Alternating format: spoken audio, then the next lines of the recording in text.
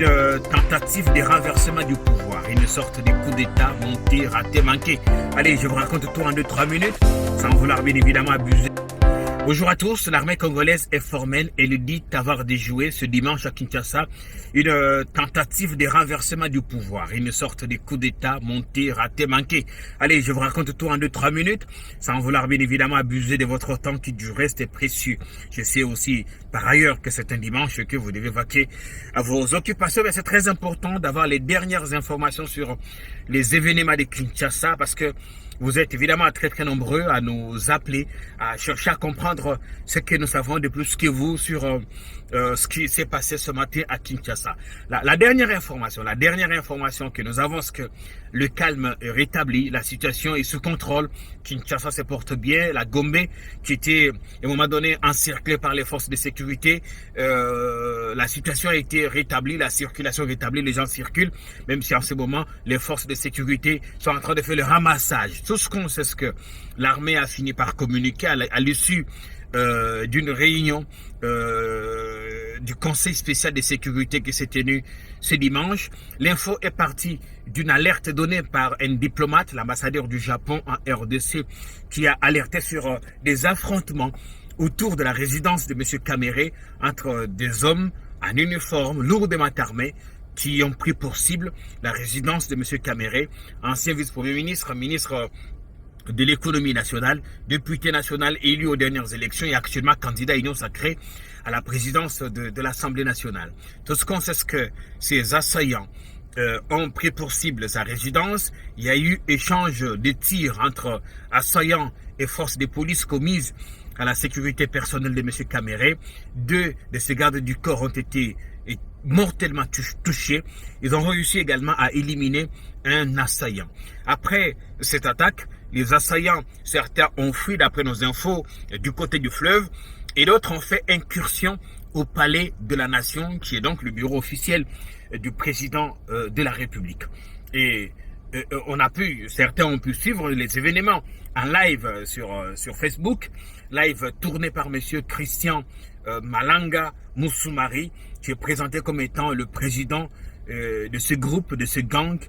Je vais vous raconter son histoire après. Alors, on l'a vu à l'intérieur du palais de la nation, en train de faire des cris avec des drapeaux, évidemment l'effigie des drapeaux Zaïre, en faisant beaucoup de bruit. Alors, les assaillants ont été maîtrisés, mis hors d'état de nuire par les services de l'intervention, évidemment, de la garde républicaine, même si on se pose des questions. Comment ont-ils pu pénétrer dans la cour du palais de la nation? Là, c'est des questions qui n'ont pas encore de réponses, mais pour l'instant, limitons-nous. Avant de faire des analyses, limitons-nous d'abord aux faits.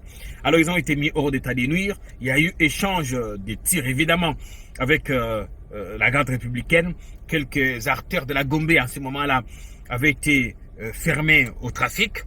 Et l'armée a réussi à capturer quelques éléments au niveau des hommes, des femmes, y compris des personnalités étrangères, dont un monsieur de peau blanche, détenant un passeport américain et vivrait à Maryland.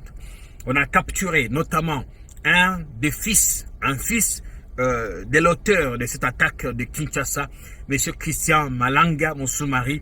On en sait un peu plus parce que Christian Malanga a été maîtrisé par les forces de sécurité, il a été abattu et son corps identifié par les services de sécurité.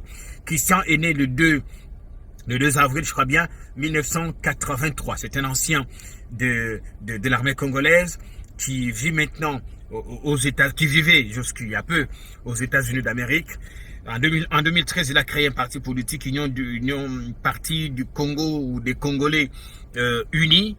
Mais le 17 mai 2017, il crée New Zaïre. New Zaïre qui est un mouvement politico-militaire qui voulait évidemment que l'on revienne aux fondamentaux, que l'on revienne à l'ancienne appellation du Congo.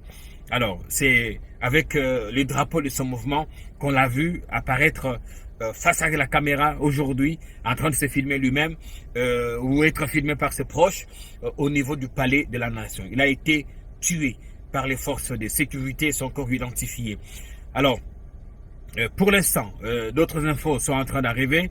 L'armée rassure que le coup d'État a été déjoué et l'appel évidemment, la population vaquer librement à ses occupations.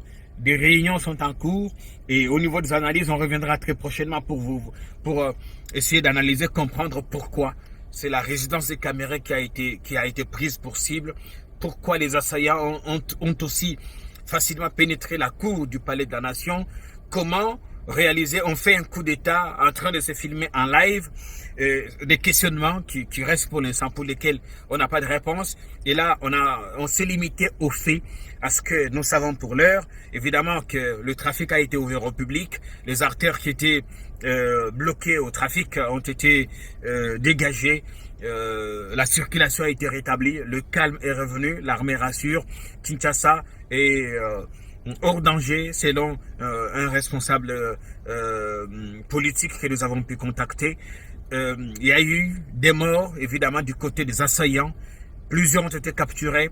Ils vont être interrogés tout à l'heure pour comprendre le mobile de cette attaque. Évidemment, pour l'instant, nous ne savons pas est-ce qu'il y a eu des ramifications. Est-ce que les assaillants ont bénéficié du soutien interne ou externe. Tout ce qu'on sait pour l'instant, c'est que dans les lots des assaillants, il y en a évidemment qui détiennent des passeports canadiens, passeports américains, dont le fils de Christian Malanga qui a été maîtrisé. Donc on vous revient. Dès qu'on a du nouveau, on n'hésitera pas à revenir pour vous donner les dernières informations. Merci de nous faire confiance.